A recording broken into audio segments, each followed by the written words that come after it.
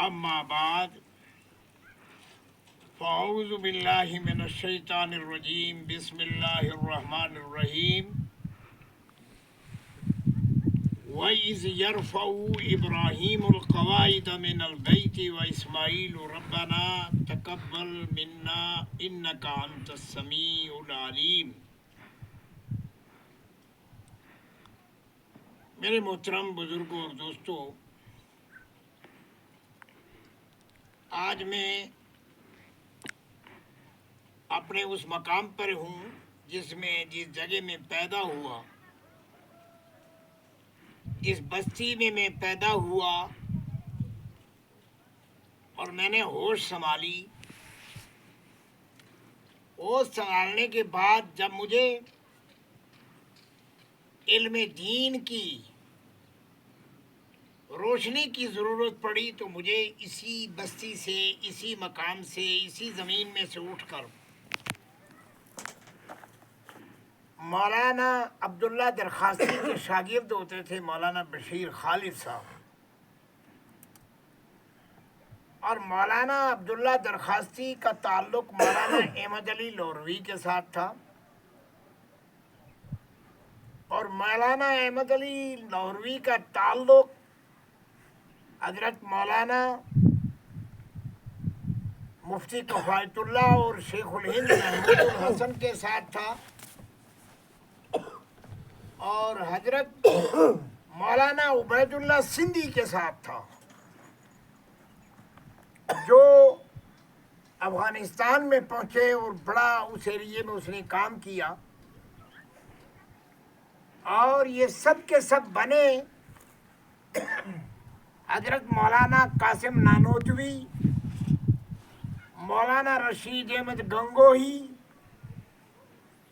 ان لوگوں کی نظر سے اور ان لوگوں کی محنت سے یہ سب لوگ بنے۔ تو پھر حضرت مولانا قاسم نانوتوی نے جو علم حاصل کیا مولانا مملوک علی سے، مولانا سر سید احمد نے جو علم حاصل کیا مولانا مملوک علی سے، اور طریقت کا جو سلسلہ حاجی امداد اللہ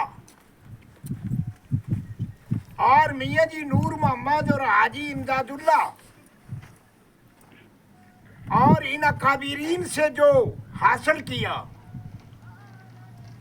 مولانا قاسم نانوتوی نے برِ صغیر کیا پوری دنیا میں اس وقت خانقاہی نظام، تعلیمی نظام، سیاسی اور سماجی نظام، اس کے تحت ہمارے اکابر علماء پوری دنیا کے اندر پہچانے جاتے ہیں، ان کو کہتے ہیں علماء دیوبند۔ ہمارے بزرگوں کے ذہن میں آیا جب یہ ملک غلام ہو چکا تھا کہ ایک ایسا مدرسہ بنایا جائے جس مدرسے کی روشنی میں ہندوستان کو انگریز کے چنگل سے چھڑایا جائے۔ تو مولانا قاسم نانوتوی نے اور ہمارے اکابرین نے اپنے قصبہ دیوبند کے مولانا عابد صاحب اور بزرگوں سے انہوں نے رقبہ دیا، ان لوگوں نے وہاں ایک کام شروع کیا۔ آج دنیا کے کونے کونے کے اندر مجھے آج بڑی خوشی ہوئی، مرکزی دارالعلوم پلانگڑ کے تحت میں نے اپنے آبائی بستی کے اندر، آبائی گھر کے قریب مدرسے کے لیے رقبہ دیا۔ میں نے ارادہ کیا کہ میں ادارے کو 10 کنال رقبہ دوں گا اپنی ملکیت سے۔ میں نے اپنے دادا وراثت سے، آبا وراثت سے 10 کنال رقبہ مدرسے کے نام کر دیا، اور مدرسے کی بنیاد ڈالی۔ اللہ کا شکر ہے کہ یہ مدرسہ اب تعمیر ہو رہا ہے، اور اپنی مرضی سے علماء یہاں کام کریں گے۔ عوام کا نہ اس پر کوئی جو زور اور جبر ہوگا،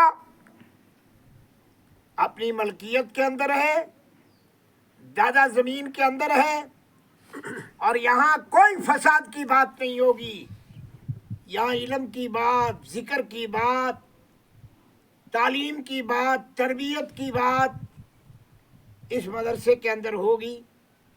آج میں نے اس مدرسے کا دورہ کیا، جب میں آیا تو میں نے تعمیر دیکھی، میں بہت خوش ہوا اور دلی طور پر دعا نکلی۔ لوگ اکثر کہتے ہیں علماء مدارس کے ذریعے اپنا کاروبار چلاتے ہیں۔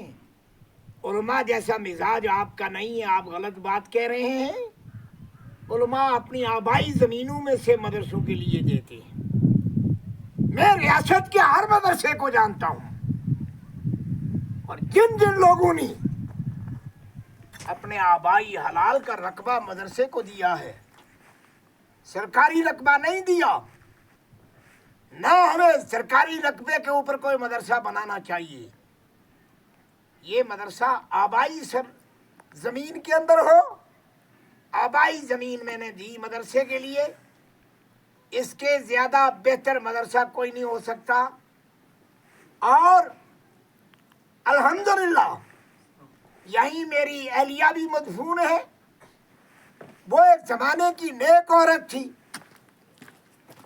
اس نے میری خدمت کی، میری ماں کی خدمت کی، باپ کی خدمت کی۔ آج اللہ تعالیٰ نے اس کی قبر کے قریب ایک ادارہ قائم کر دیا، اور میں چاہتا ہوں کہ لوگ دوسروں کی زمین میں دفن نہ ہوں، اپنی آبائی زمین میں دفن ہوں، اور یہی کوشش میں نے بھی کی ہے۔ انشاءاللہ یہ بڑا مدرسہ بن جائے گا، یہاں بڑی مسجد بن جائے گی۔ اللہ والے اس چیز کو دیکھ لیتے ہیں، جس کی حفاظت خدا کرے۔ وہ ایک شعر میری زبان سے کبھی گزرا تھا، حضرت تھانوی کے خلیفہ تھے مولانا حامد صاحب میرے استاد، اکثر وہ پڑھا کرتے تھے، فانوس بن کے جس کی حفاظت ہوا کرے، وہ شمع کیا بجھے جسے روشن خدا کرے۔ نور حق شمع الہی کو بجھا سکتا ہے کون؟ جس کا حامی ہو خدا، اس کو مٹا سکتا ہے کون؟ مدرسے آہستہ آہستہ بنتے ہیں، دھیرے دھیرے کام ہوتا ہے مدرسوں میں، پھر وہ قد آور درخت کی شکل اختیار کر جاتے ہیں۔ یہ مرکزی دارالعلوم کی جو شاخ ہے،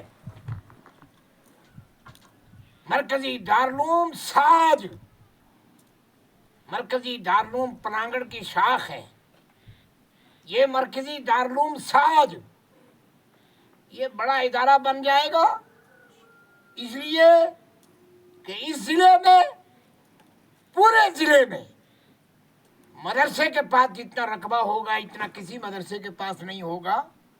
ہم آگے بھی اور دیں گے، کام ہونا چاہیے، چلنا چاہیے، اور مجھے امید ہے کام چلے گا۔